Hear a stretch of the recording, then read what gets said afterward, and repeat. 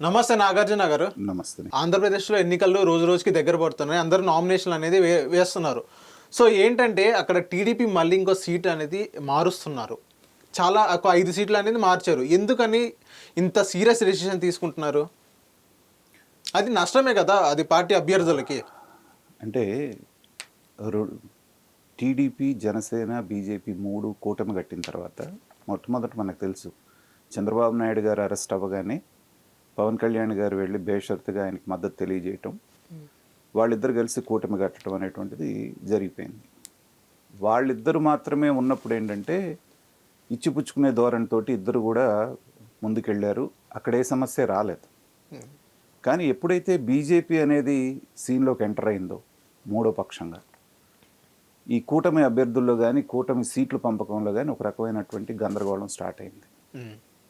So వీళ్ళు ఏవైతే సీట్లు అట్టిపెట్టుకోవాలనుకున్నారో, వీళ్ళకి ఏవైతే పట్టున్నాయో కొన్ని సీట్లు, అక్కడ వీళ్ళు ఖచ్చితంగా మాకు కావాల్సిందే అని అడగటం బీజేపీ వాళ్ళు.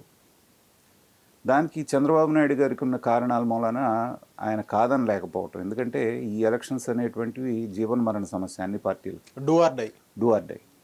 కాబట్టి ఎలక్షన్లు సాఫీగా సాగాలి అంటే కేంద్రంలో అధికారం ఉన్నటువంటి పార్టీ మన పక్కన ఉండాలి అన్న ఒకే ఒక్క కారణంతో. ఎందుకంటే వాళ్ళకి 1% కంటే లోపులే ఉన్నాయి అక్కడ ఓట్లు. అయినప్పటికీ కూడా పక్కన ఎందుకు పెట్టుకున్నారంటే ఈ ఒక్క కారణంతో. సో వాళ్ళు ఏం అడిగినా ముందేమన్నారు, ఒక 6 7 అసెంబ్లీ, ఒక 4 5 పార్లమెంట్ ఇస్తారని చెప్పేసి అనుకున్నారు బీజేపీ.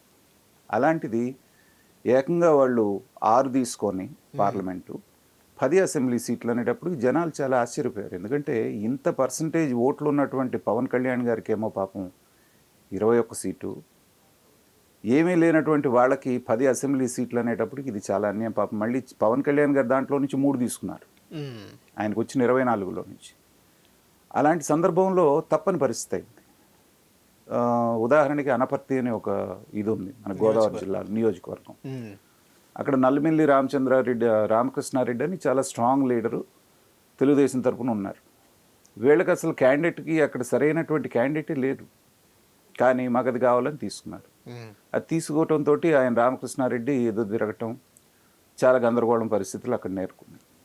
సో చంద్రబాబు నాయుడు గారికి కాస్త ఏంటంటే అనుభవజ్ఞుడు కాబట్టి తప్పనిసరి పరిస్థితుల్లో అతన్ని బీజేపీలోకి పంపించి క్యాండిడేట్గా అక్కడ ఇప్పుడు అనౌన్స్ చేయడం జరిగింది. అలాగే కొన్ని నియోజకవర్గాలు చూసాం మనం.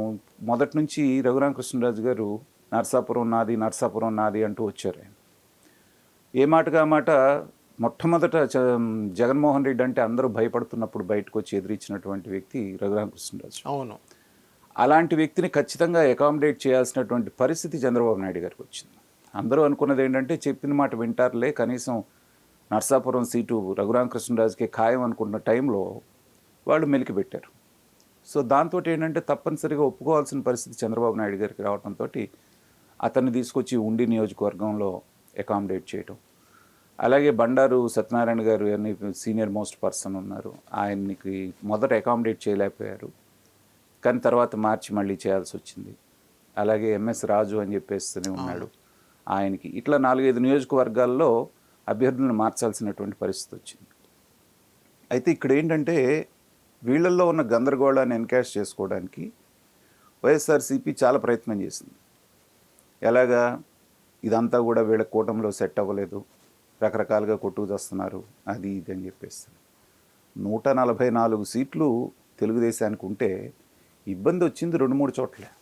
అవును, మనం చూసాం పిఠాపురంలో వర్మ అనే ఆయన ఫస్ట్ ఎంత అగ్రెసివ్గా వాళ్ళంతా తగలబెట్టి కార్యాలయాన్ని చేశారు. మరి అలాంటి వర్మ ఒక్కసారి చంద్రబాబు నాయుడు గారు పిలిచి మాట్లాడగానే చక్కగా వెళ్ళి వాళ్ళ పనాలు చేసుకుంటున్నారు. అలాగే ఉండి నియోజకవర్గాన్ని కూడా ఏదో అయిపోతుందని చెప్పేసి ఎక్స్పెక్ట్ చేశారు అక్కడ ఉన్నటువంటి ఇంకో రాజు గారు. కానీ సింపుల్గా ఆయన పిలిచి నీకు ఆ గోదావరి జిల్లా అధ్యక్ష పదవి ఇస్తాను, గెలిచిన తర్వాత ఏదన్నా చూస్తానంటే అతను కామ్ అయిపోయాడు. ఇలాగ చాలా ఉన్నాయి కదా సార్, చాలా మార్పులు. చాలా మంది వాళ్ళ నియోజకవర్గం సాక్రిఫైస్ చేశారు.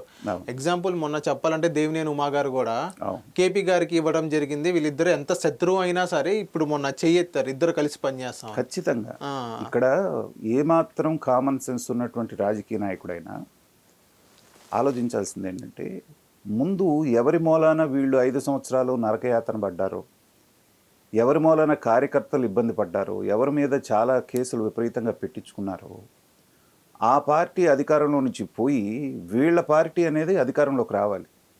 అప్పుడు మాత్రమే ఎవరిదైనా కూడా అక్కడ ఎగ్జిస్టెన్స్ ఉంటుంది. అలా కాకుండా వీళ్ళల్లో వీళ్ళు కొట్టుకొని బంగారుపళ్ళెంలో కనుక అధికారం మళ్ళీ తీసుకెళ్లి జగన్మోహన్ రెడ్డికి కనుక అప్పచెప్తే ఈసారి ఇంకెంత దారుణంగా ఉంటుందో అనేటువంటి భయం అందరికీ ఉంది. అవును. కాబట్టి ముందు పార్టీ అనేది అధికారంలోకి వస్తే బోర్డుని నామినేటెడ్ పోస్టులు ఉంటాయి. వీళ్ళని అకామిడేట్ చేయాలంటే ఎమ్మెల్సీలు ఉంటాయి, రాజ్యసభ ఉంటుంది, తర్వాత గవర్నర్ కోటాలో వచ్చేవి ఉంటాయి. ఇలా రకరకాల ఎక్కడైనా అధినేత అనుకుంటే ఎంతసేపు. కాబట్టి అదే ఒక 50 మందో 60 మందో ఉన్నారనుకోండి ఇలాంటి అసంతృప్తులు, అప్పుడు కష్టమయ్యేది. 4-5 ఏంటంటే ఎలాగైనా ఇప్పుడు దేవినేని ఉమా ఉన్నాడు, ఆయన నందిగా నియోజకవర్గం అంతకుముందు, ఇప్పుడు మైలవరంలో మొన్న విజేశారు, ఓడిపోయారు. ఆయన నాకు వ్యక్తిగతంగా అంటే బాగా తెలుసు, వ్యక్తిగతంగా పరిచయం పెద్దగా లేకపోయినప్పటికీ ఆయన పరిస్థితులు ఏంటనేది తెలుసు. ఆయన ఖచ్చితంగా ఇస్తే ఓడిపోయే సీట్ అది. ఎందుకంటే మినిస్టర్ అయిన తర్వాత ప్రజలతోటి పూర్తిగా అతనికి సంబంధం పోయింది, అతను ప్రజలతోటి మమైకం అవ్వలేదనేటువంటి రిపోర్ట్స్ ఆ ఏరియా నుంచి రావటం.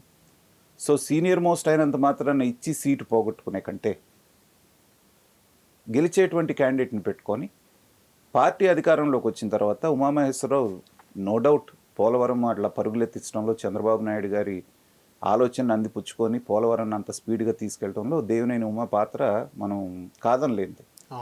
కానీ ప్రజాక్షేత్రంలో బలం లేనప్పుడు అలాంటి వాళ్ళని పెట్టి ఓడిపోయే కంటే వాళ్ళని ఏ ఎమ్మెల్సీగానో తీసుకొని ఒక మినిస్ట్రీ ఇచ్చినా కూడా అర్థం ఉంటుందన్న ఉద్దేశంతో వాళ్ళని ఇచ్చేసుకోవడం జరిగింది. ఇవాళ అందరూ కలిసి పనిచేస్తున్నారు. కాబట్టి ఏంటంటే బీఫారాలు అనేటువంటివి అందరినీ పిలిపించేసి ఒకేసారి చంద్రబాబు నాయుడు గారు పంపకం చేయటం అటు ఎమ్మెల్యేలకి ఇటు ఎంపీలకి అనేటువంటిది ఎవరు ఊహించలేదు. జనరల్గా గందరగోళంలో ఉంది కదా, ఇంకొన్నాళ్ళు పడుతుందేమో అనేటువంటి ఆలోచనలో ఉన్నారు. సో అలా కాకుండా ఏంటంటే అందరినీ పిలిచి ఒక మీటింగ్ లాగా పెట్టి ఇచ్చి వాళ్ళని ఎంకరేజ్ చేసి పంపించడం అనేటువంటిది అది ఆ పార్టీకి మంచి శుభపరిణామం. మరి ప్రజాక్షేత్రంలో ఎలా ఉంటుంది, ప్రజలు ఎవరిని ఆదరిస్తారు అనేటువంటిది మనం వేచి చూడాల్సి ఉంటుంది. Thank you sir.